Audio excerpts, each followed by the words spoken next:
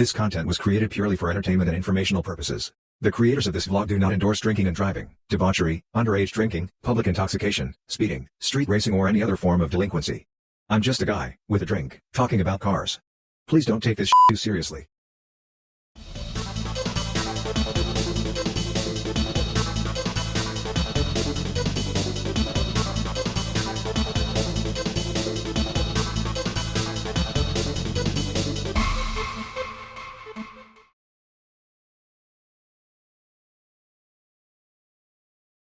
Welcome back to Cocktails and Crankshafts. It's your boy, the Killer Bee, the Fat Man, the Africanized Honeybee, the Car Guy Blog 05 at gmail.com, Guy at 05car on Twitter, at 05car on Instagram, at 05car on Facebook. The word zero, Z-E-R-O, the number 5, fifth, the word car, C-A-R. With me, as always, is my fabulous co-host, Mae Flowers. What up, Mae? What up? So what are you sipping on today? Man, today I'm sipping on water. I'm trying to recover from this brunch I went to where I had the best mimosa. Because, you go to restaurants sometimes and they give you like the cheapest of cheapest champagne and it's mostly juice. But, me and my friends went to a place where everybody looks like us, including the person who made the mimosa. And she said, Those boys and poets? No, but it equally is fabulous. Oh. But she said, I need mimosas for my friends and we're all grown. And he said, okay. So he gave us grown woman mimosas. So I haven't had a mimosa since your wedding. Oh, snap. You missing out. I haven't been to a lot of restaurants. Me neither. Certainly haven't been brunching. Facts. So my friend Tom Collins is here with me today. We were brunching outside, of course. My friend Tom Collins is here with me today, made with a indigo colored gin, which is interesting. But ooh, I'm sure some people are wondering what happened to the drink of the day. Well, I'll tell you. This podcast, this vlog experience was meant to mimic sort of the decompressed zone that me and my crew in college had. I went to college with a great bunch of guys, many of whom Mae knows, but when we were underclassmen, we would often pile up in our cars and go play football, tackle football, or go play basketball on a Saturday or Sunday, and just thrive in because almost all of them were athletes of some sort in high school, lettermen, and I was the next rung down the ladder. I was on a team. I didn't letter, but by the time I got to college, I had grown into my body a little bit, so I could hang more or less. I didn't have skill, but I had some athletic ability. Well, at least you weren't the team manager. Right. But we would often get back to the dorm that night, and after showering, would sit around and just kind of regale ourselves with exploits of the day. And this podcast was really meant to evoke that sort of sense of we're back at the crib, and we're having a couple of drinks, and we're just shooting the bull. But this podcast is really not about alcohol. It's about the conversation. So I elected to take out the drink of the day because there are other people, frankly, who are just better at that kind of thing. And their content is about the drinks and the history of the drinks. And I just decided to move that out and still enjoy my cocktail, but not necessarily devote time in the show to the cocktail, if that makes sense. Totally makes sense. So without further ado, we're going to move on. Today, we're going to talk about the Porsche 935. And for those of you who are snobby, yes, I'm going to say Porsche. I'm a Southern American, and even though I did live in Germany for a while, my pronunciation of German words is sketchy at best, so I'm just going to call it a Porsche. Now, to get going here, way back in the yesteryears of the 60s, the cars at the 24-hour of Le Mans, like the big Ford GT, these cars were starting to hit 220, 230 miles an hour down the Mulsanne Straight. And the organizers of the race sought ways to slow the cars down. So they started by eliminating the big engines. They eliminated the big pushrod 7-liter V8s, and then they eliminated the dual cam 5-liter engines. So that knocked out Ford, and that knocked out Porsche with their 917. Then they In order to further reduce speeds, they decided that they would change the rules to favor production-based vehicles as opposed to custom-built prototypes. And Porsche was poised to take advantage of this change. One of the things that happened was when the 917 got essentially outlawed from Le Mans, Porsche took it Can-Am racing. But because the Can-Am big boys were still running those big block V8s, Porsche decided to turbocharge their 5-liter flat 12. This led to what we now know as the 917-30. And this car made something like 1,000 horsepower in race trim. It was a monster. Porsche determined that if they could apply turbocharging technology to a production-based cylinder engine, that they could have a winning package. And oh boy, how right they were. But it took some time to get there. So the development 930 was underway in 1973 and 1974. The first prototype was shown at the Frankfurt Motor Show in September of 1973.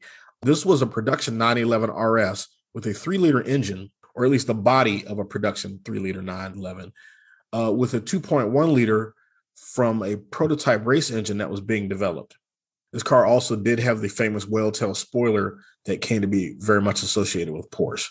For production, the 930 engine was a 3-liter unit with 6.5 to 1 compression and 11 pounds of boost for about 260 horsepower. To cope with the higher power and torque of the turbo engine, the standard 5-speed transmission was deleted in favor of the more robust 4-speed unit. And this is why 930s in the 80s still had 4-speed transmissions. A larger clutch was also added and a 80% locking differential. This car was essentially homologation special, and we'll get to that a little bit more here in a moment. But when I was a kid, SAT word. I always wondered why the 930, so the Type 930 was an internal designation. The car was actually sold as the 911 Turbo, but of course, through the years, people have just come to call it the 930. So that's pretty much what a production 930 looks like. Well, that's not too bad. No, I mean, it's very much a Porsche. It had the wider fenders. Very Porsche. It had the square opening in the front chin for the oil cooler and the large whale tail on the back. But otherwise, it was a standard 911. The race car, the first Porsche turbocharged 911 race car was the 911 Carrera RSR, also known as the 2.1 turbo. This car was introduced in 1974. It was built in 73 and 74. A total of 4 of them were built. It had a 2142cc flat 6 turbo engine. It could make somewhere between 480 and 500 horsepower at 1.4 bars of boost. Don't ask me to do the math to convert bar to PSI. All you need to know is 1 bar is 14.7 PSI, give or take. You can do the math. You got a calculator. This was a developmental car that raced in Group 5 via the Martini Beverage Group's sponsorship. This car actually took second place at Le Mans in 1974. It had a sister car that dropped out of the race, and it managed to come home in second place. These cars actually used production 911 body shells. They actually had a 911 prefix. At that time, the production 930 did not exist yet. Okay, so as you can see, the Carrera RSR 2.1 very much looks pieced together. It is a production Porsche 911 body shell with fiberglass fender flares and doors and other accoutrements added in order to deal with the rigors of the turbocharged engine. It has a large single turbo and an enormous intercooler stacked on top of the turbo, hence the weird extension on the tail and the very large wing on the back. Yeah, this definitely looks like some stuff they just threw together. Yes, well, it was very much a developmental car. It was meant to develop the engine and the setup for racing the 911 as a turbocharged car. And again, only 4 of these were built. They were campaigned through a number of races with a lot of failures, but they did get that second place at Le Mans, and then they were all retired. So in 1976, the rules makers changed some rules. Actually, I think the rules changed in 75. So Porsche had started developing a car, and then the rules changed, and then the rules changed again. So they said, you know what, we're not going to race in 1976 as a factory team, but what we're going to do is produce these cars and sell them to customers. This was the 934, i.e., the 930 for Group 4 racing, because Porsche in those days was pretty simplistic about their numbering systems. These cars were built in 1976 and 1977. They built a total of 31 934s. They had a 2,996cc flat six turbo, 530 horsepower at 1.35 bars of boost. These cars were sold for customer racing in Group 4. I cannot possibly get into the FIA's rules about the various groups. I think there were 6 groups. The ones I know about are Group 4, Group 5, and Group 6. Group 4 is supposed to be more or less production-based. Group 5 was a silhouette series, which means it's supposed to be shaped more or less like its production cousin, but doesn't necessarily have to use all the same parts. Group 6 was a pure prototype class. Ironically, well, not ironically, the Porsche cars for those 3 classes were the 934, the 935, and the 936. The 934s were actually built using production 930 chassis prefix codes. So these were actual production body shells that they then slapped a bunch of fiberglass and whatnot on. Now, these cars were used in the DRM, the Deutsche Rennsport Meisterschaft. That's the only German you're ever going to hear me speak. Ooh, I was going to say, that was really good. And I spent all day practicing it. That nice. Translates loosely, well, I guess directly into German Racing Championship.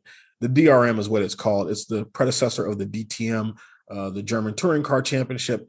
It was essentially a national sports car racing series for Germany. They were also campaigned in the Fédération Internationale de Automobile, the FIA, the FIA, International Automobile Federation. FIA is to car racing what FIFA is to football, soccer, and FIBA is to basketball.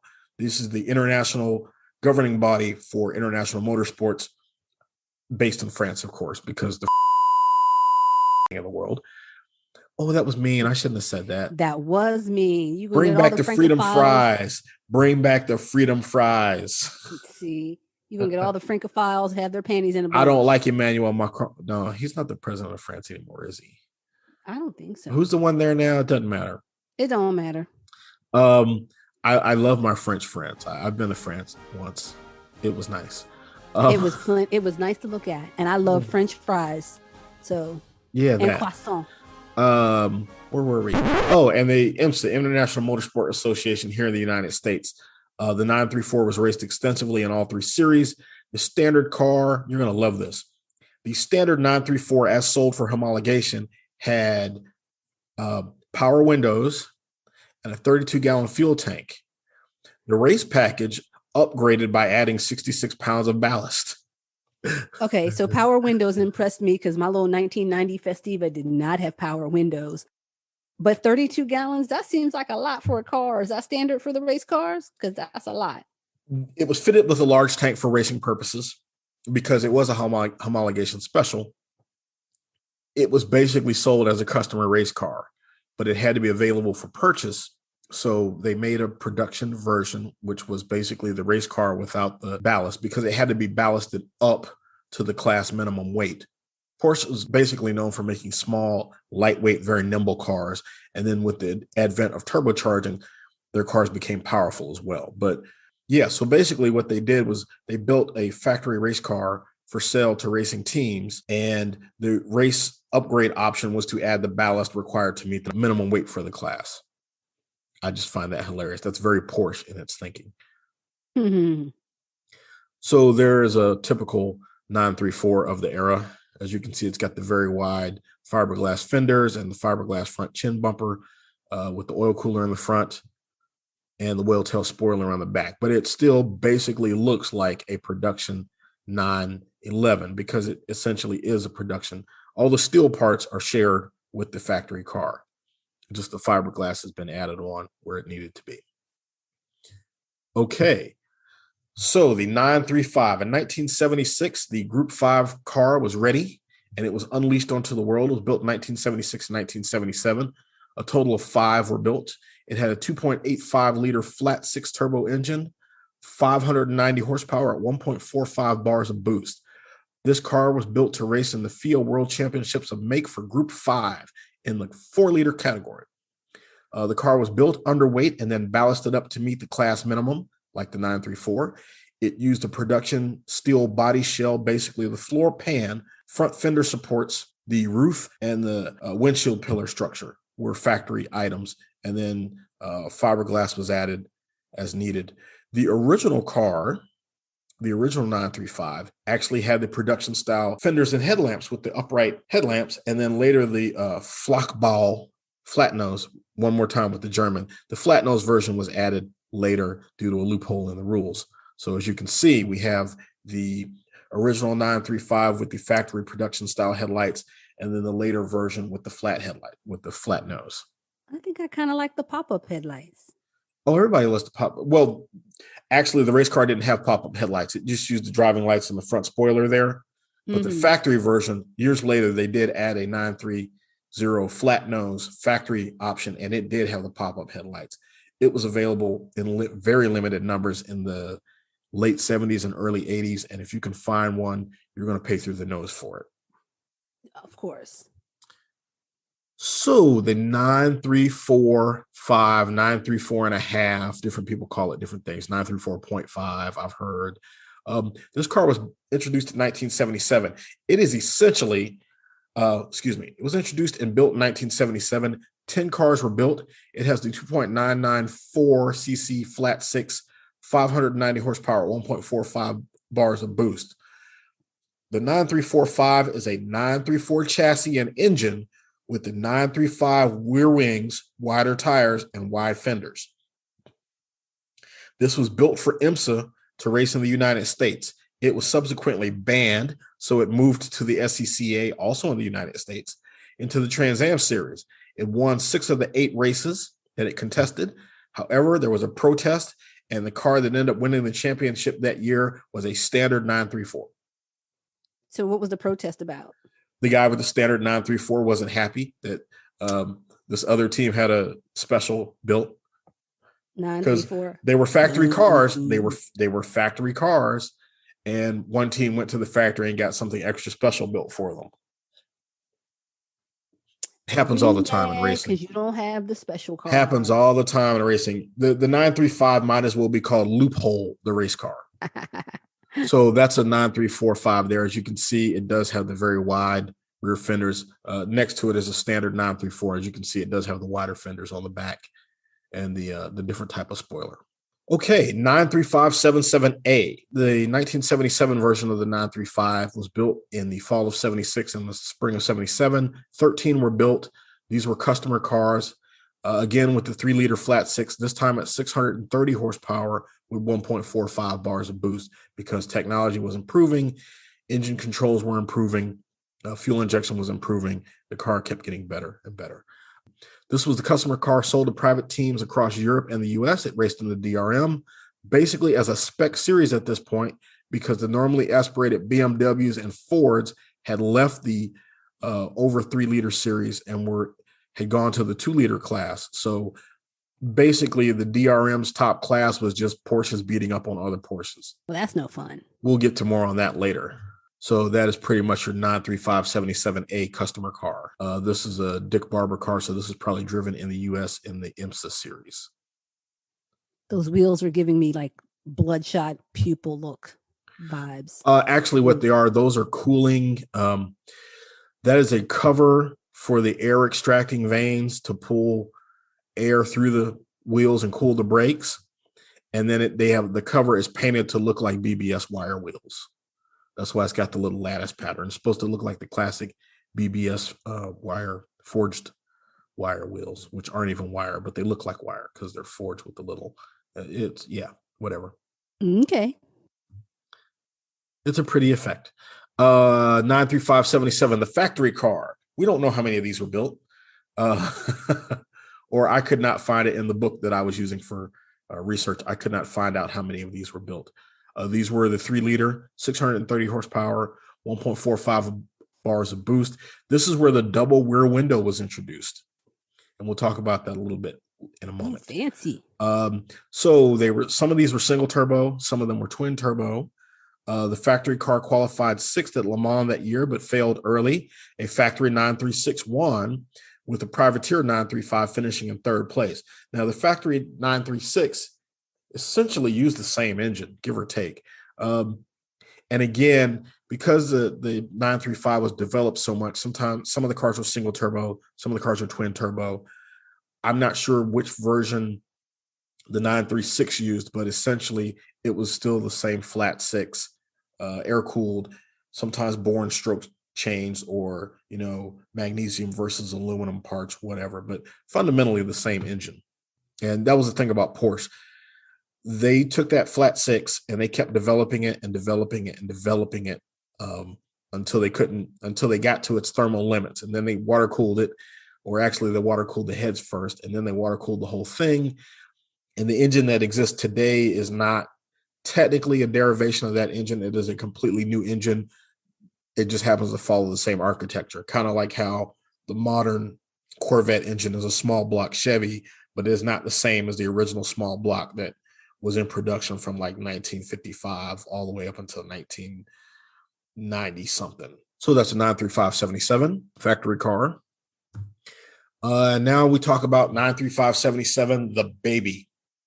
Remember how I told you baby in the corner? Remember how I told you that the BMW and Fords had left the 3-liter class and went down to the 2-liter class in the DRM? Yeah. Well, the German press had some things to say about that. And so Porsche said, well, you know what? So in 1976, they built the baby. They built exactly one car.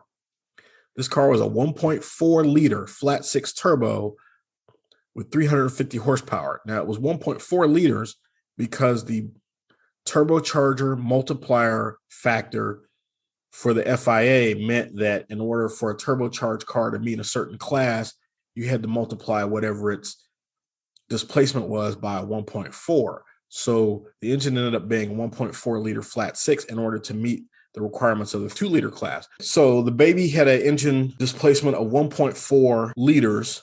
With the turbo multiplier, that winds up to 1.96 liters. So just a hair under the limit for the 2-liter class.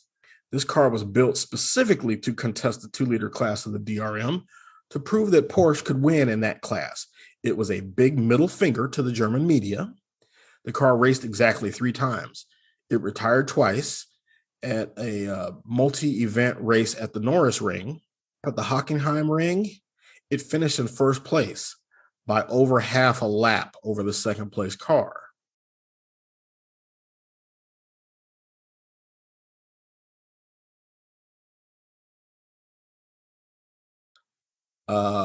So after they beat the nearest competitor by half a lap, the baby was promptly retired and moved into the Porsche Museum. Yeah, man, go out while you're still on top. It was just meant to prove a point. Yeah, I can show you better than I can tell you. Yep, they had bigger fish to fry, and they moved on. Because also in 1970, they were developing, that's the baby, they were developing Moby Dick. 935, a big whale of a car. The 935-78, and you'll see why they call it Moby Dick here in a second. But this car was built in 1978. Only 2 were built. Well, no, 1 was completed.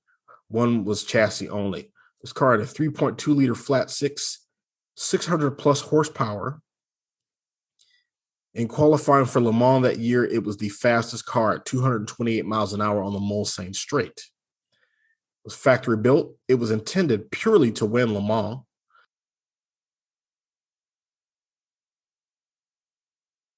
Moby Dick qualified 3rd at Le Mans behind a Renault Alpine A442 and a 936, which is to say the 2 fastest prototype cars were the only 2 cars on the course faster than Moby Dick. It had some issues and it finished 8th. Now, this car was interesting because it was right-hand drive, meaning they put the driver on the wrong side of the car. Why would they do that? Because most of the turns at Le Mans are left-handed, and by putting the driver on the other side of the car, it helped the weight balance for cornering. They cut the floor pan and lowered it 10 centimeters. They put fairings on the door. They put a huge fairing on the tail.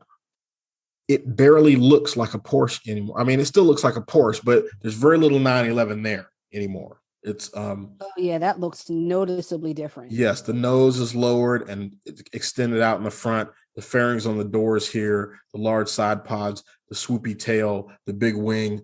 All of this was designed to make it go fast. Now, I was talking about the double rear window. So right here, if you look closely, you can see the factory 911 rear window area right there.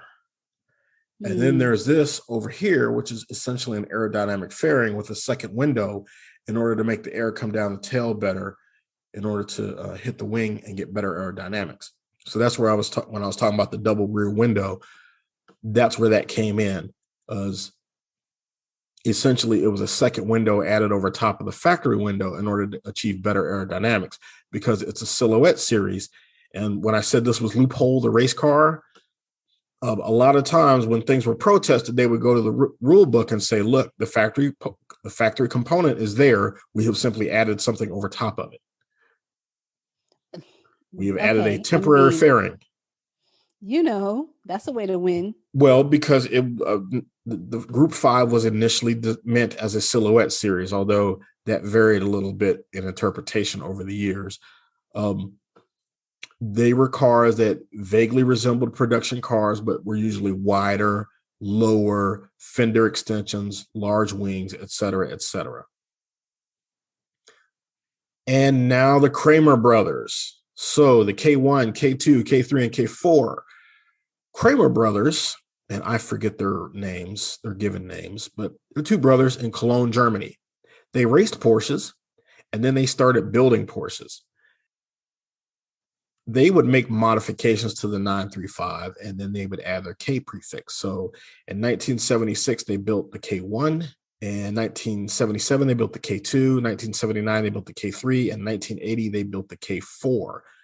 Only one K1 was built. 2 K2s were built, 15 K3s, and 4 K4s. Generally, they had 3-liter flat six turbos, although that could vary.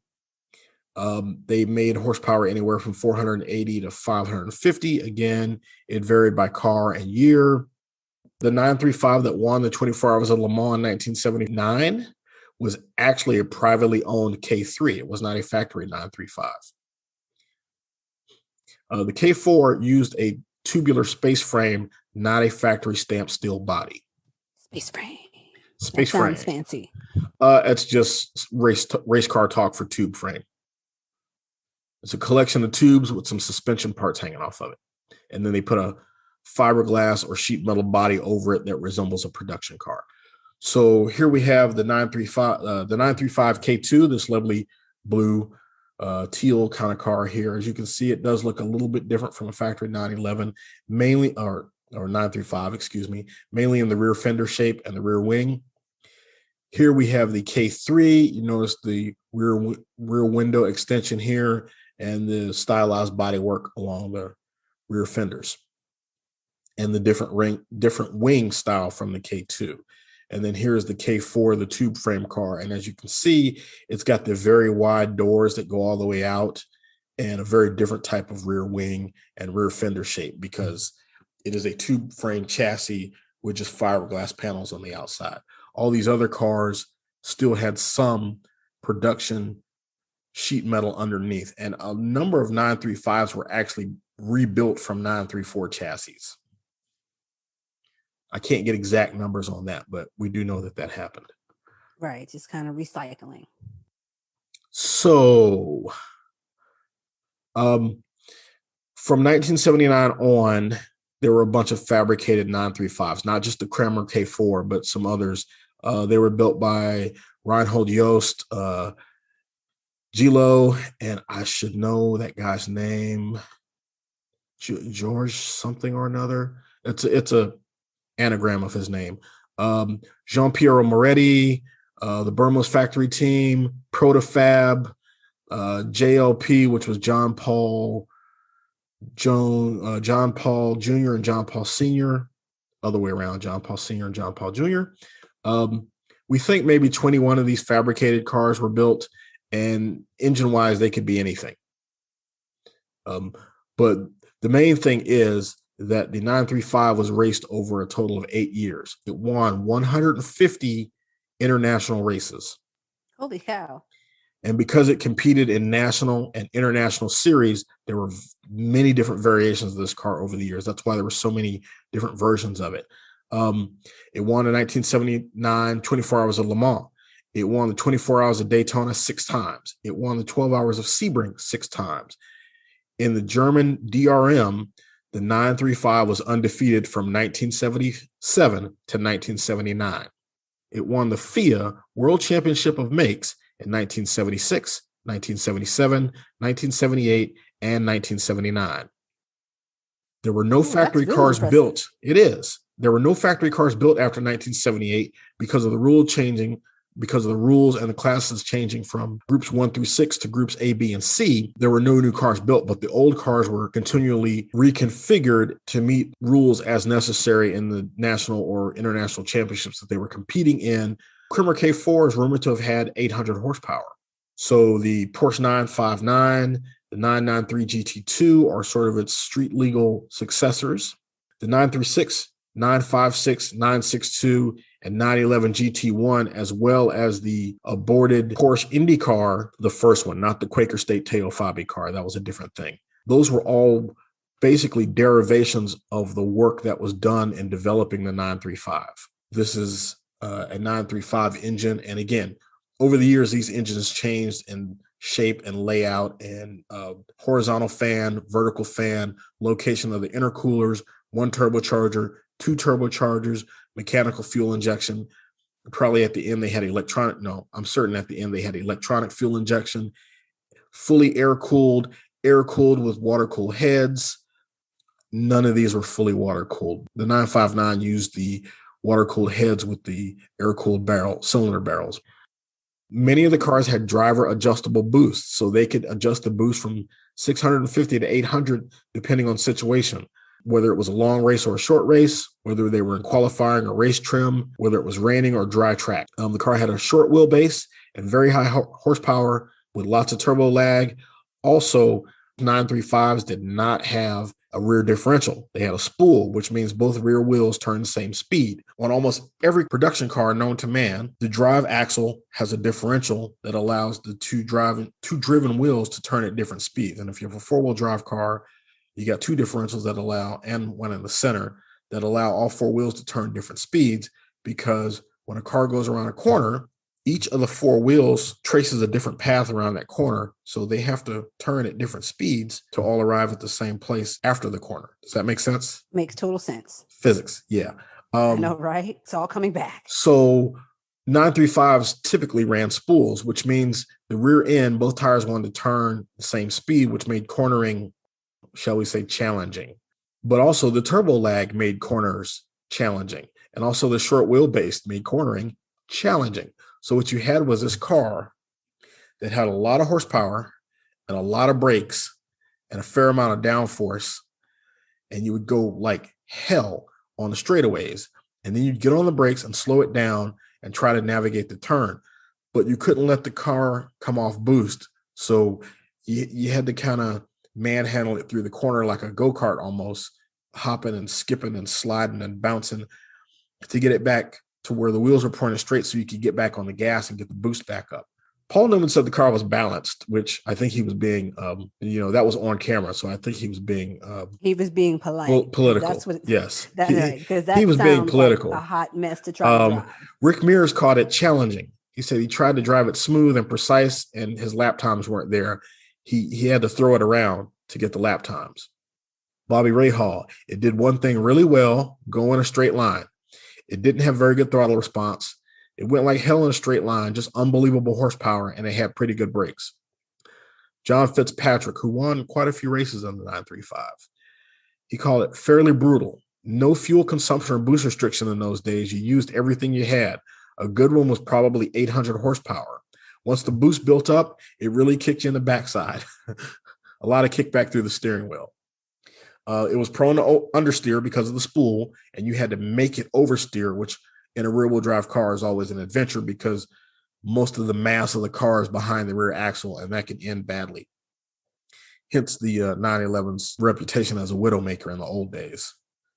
They fixed the street car. They fixed that with the better suspension in the 90s. So if you could drive a straight road for like a point-to-point race on a very straight street, you were golden. But trying to make a turn and do any sort of loops or laps, then you're SOL and you holding on for dear life. Sounds like a good time. Essentially, but I mean, that was racing in the 70s and 80s anyway. I mean, the Porsches that handled really good were slow because they didn't have any power. That would have been the Porsches of the 60s. Right. That's the trade-off.